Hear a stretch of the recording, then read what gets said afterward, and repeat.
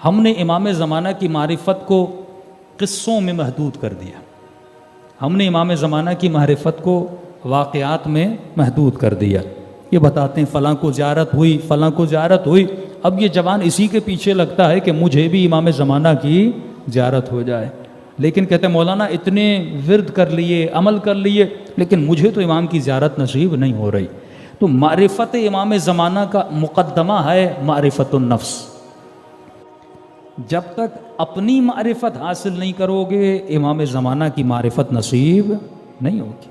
یہ شرط ہے. تبھی فرمایا من عرف نفسہ فقد عرف ربہ. جس نے خود کو پہچانا اس نے رب کو پہچان لیا. یعنی خدا تک جانے کے راستے کے لیے بھی ضرورت ہے کہ پہلے اپنی معرفت حاصل کر، پھر تجھے خدا کی معرفت ملے گی. بالکل اسی طرح اے جوان، جب تک تو اپنی معرفت حاصل نہیں کرتا تب تک تجھے امام زمانہ کی معرفت حاصل نہیں ہو سکتی. اب دیکھیے اللہ نے انسان کی فطرت میں ایک جذبہ رکھا ہے. یہ جذبہ مومن میں ہے، یہ جذبہ منافق میں ہے، یہ جذبہ کافر میں ہے، یہ جذبہ کمیونسٹ میں ہے، یہ جذبہ بت پرست میں ہے. ہر انسان کے وجود میں ایک ہی جذبہ ہے. وہ جذبہ کیا ہے؟ ہر انسان کامیاب ہونا چاہتا ہے. کوئی مولوی بنا، اس نے یہ سوچا مولوی بن جاؤں گا تو کامیاب ہو جاؤں گا. کوئی ڈاکٹر بنا، اس نے یہ سمجھا ڈاکٹر بن جاؤں گا کامیاب ہو جاؤں گا. کوئی انجینئر بنا، اس نے کہا انجینئر بن جاؤں گا تو کامیاب ہو جاؤں گا. کسی نے سمجھا دولت کو جمع کر لوں گا تو کامیاب ہو جاؤں گا. کسی نے سمجھا فلاں گاڑی لے لوں گا تو کامیاب ہو جاؤں گا. اب یہ جتنی زندگی میں ایکٹیویٹی ہوتی ہیں یہ سب ایک چیز کے پیچھے ہے. ہر انسان سکسیس چاہتا ہے، ہر انسان کامیابی چاہتا ہے. اب سوال یہ ہے کامیابی چاہتا کیوں ہے؟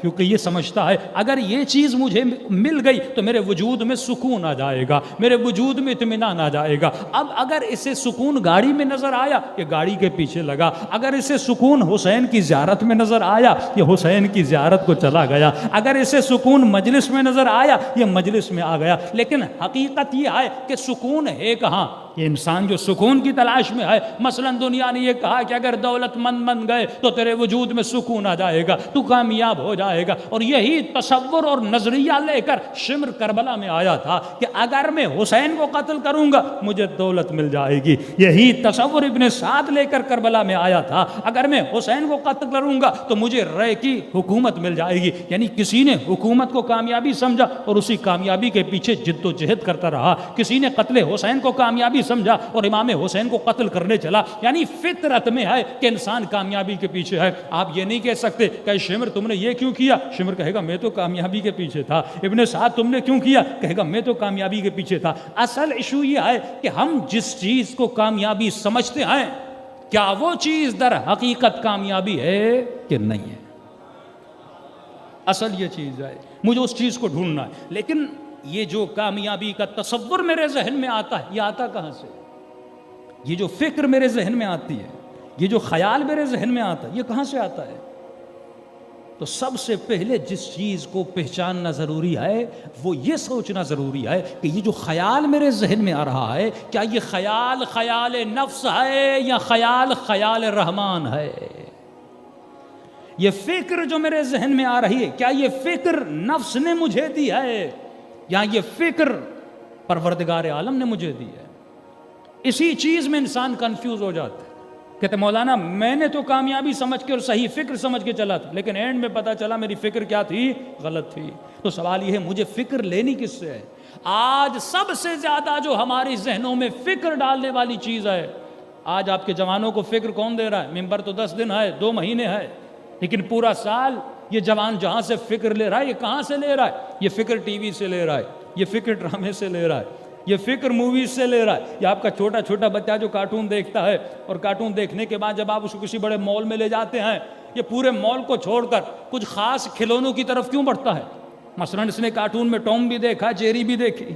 اب یہ جب اس مال میں جاتا ہے اور ٹام اینڈ جیری کا کوئی کھلونا پڑا ہے یہ فوراً اس کو اٹھاتا ہے. اگر تم اسے وہ دکھاتے، اگر تم اسے تہذیب حسین دکھاتے، اگر تم اسے ذریعہ حسین دکھاتے، اگر تم اسے وہ چیزیں دکھاتے تو یہ مال میں کھلونوں کے پیچھے نہ ہوتا، یہ حسین ابن علی کو تلاش کر رہا ہوتا.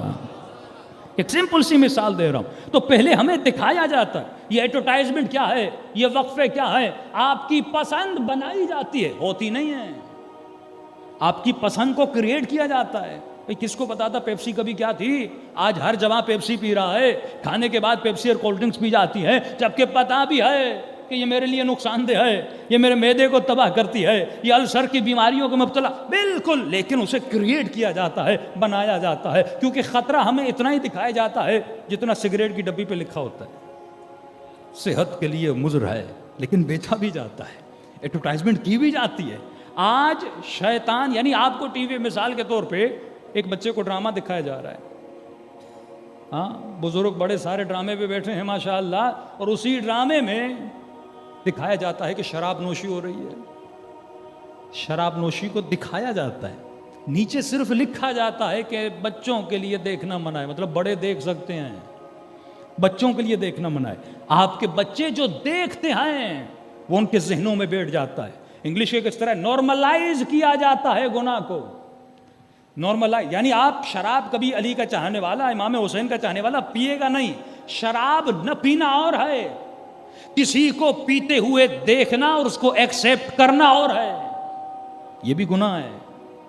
میں اپنی بیوی کو تو پردہ کرا رہا ہوں، لیکن روڈ پر کوئی بد حجاب خاتون چلے، میں اسے بد حجابی میں دیکھوں اور میرے وجود کے اندر کچھ احساس پیدا نہ ہو، غم و غصہ پیدا نہ ہو، غیرت میرے وجود میں نہ آئے، اس خاتون کے لیے اظہار افسوس پیدا نہ ہو کہ علی کی چاہنے والی، اللہ کی ماننے والی، رسول کا کلمہ کرنے والی اگر یہ بد حجاب ہے کل جہنم میں جائے گی، تو کم از کم اس کے لیے بھی درد پیدا ہونا چاہیے۔ ورنہ حسین نمازی بھی تھے، حسین زاہد بھی تھے، حسین صائم بھی تھے، حسین حاجی بھی تھے، سب کچھ تھا۔ حسین کو ضرورت کیا تھی کہ مدینے سے نکل کر کوفے تک آتے؟ حسین خود تو دیندار تھے، لیکن لوگوں کا درد تھا جس نے حسین کو کربلا میں لا کے کھڑا کر دیا۔ یہ درد جب تک تمہارے وجود میں پیدا نہیں ہوگا، یہ درد یہ درد پیدا کرنا ہے، پھر جا کے معاشرہ دیندار بنتا ہے، پھر جا کے تم دیندار بنتا ہے۔ آج سارا سوشل میڈیا آپ کی پسند اور آپ کی ناپسند کو کریٹ کر رہا ہے۔ آپ کو بتایا جاتا ہے، بھائی کس کو پتا تھا پزا کیا ہے، لیکن آج ہر جگہ پزا کھانا چاہتا ہے۔ آج سے تقریباً 50 سال پہلے، 30-40 سال پہلے کسی کو پزے کا پتہ نہیں تھا، کھانے بھی تھے، چل بھی رہا تھا، لیکن پسند کریٹ کی جاتی ہے۔ جب وہ کریٹ ہو جاتی ہے آپ محسوس کرتے ہو اگر یہ میری زندگی میں نہیں تو میری زندگی میں کچھ بھی نہیں۔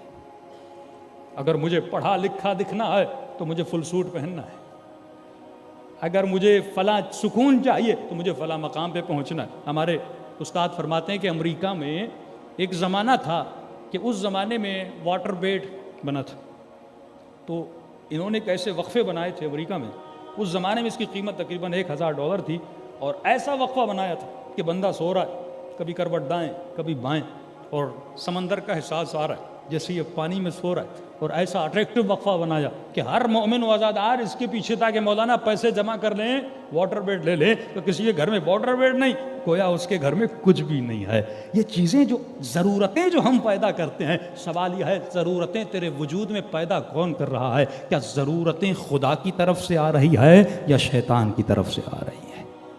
تو سب سے پہلی چیز جو انسان کو پہچاننی ہے اسے یہ دیکھنا ہے کہ جو فکر میرے ذہن میں بن رہی ہے یہ فکر کہاں سے آ رہی ہے؟ کیا یہ فکر رحمان کی طرف سے آئے یا یہ فکر شیطان کی طرف سے آئے؟ اور یہ کب پتہ چلے گا؟ جب تک تم معرفت النفس کا علم حاصل نہیں کرو گے۔ تبھی فرمایا یہ علم واجب ہے، کیونکہ اللہ کی معرفت واجب ہے، اور اس کا مقدمہ ہے کہ من عرف نفسہ فقد عرف ربہ، جس نے نفس کو پہچانا اس نے خدا کو پہچانا۔ تو اپنے بچوں کو نفس کی معرفت دلائیے، علم النفس کا پتہ لگائیے۔ تو یہ علم النفس مجھے ملے گا تو کہاں سے ملے گا؟ میں حاصل کروں تو کہاں سے حاصل کروں؟ تو فرمایا اے مومن، اگر علم النفس حاصل کرنا چاہتے ہو، اور جب یہ علم تیرے پاس آ جائے گا خدا تجھے ابدی سکون عطا کرے گا۔ جس نے مال کو دولت کو، ایمان کو، مال و دولت کو سکون سمجھا تھا، آج آپ دیکھ لیجئے بڑے بڑے بنگلوں میں رہنے والے، لیکن راتوں کو نیندیں نہیں آتی جب تک نیند کی گولی نہ کھا لے، لیکن چھوٹی چھوٹی جھوپڑیوں میں سونے والے انہیں بڑے سکون سے نیند آ جاتی ہے۔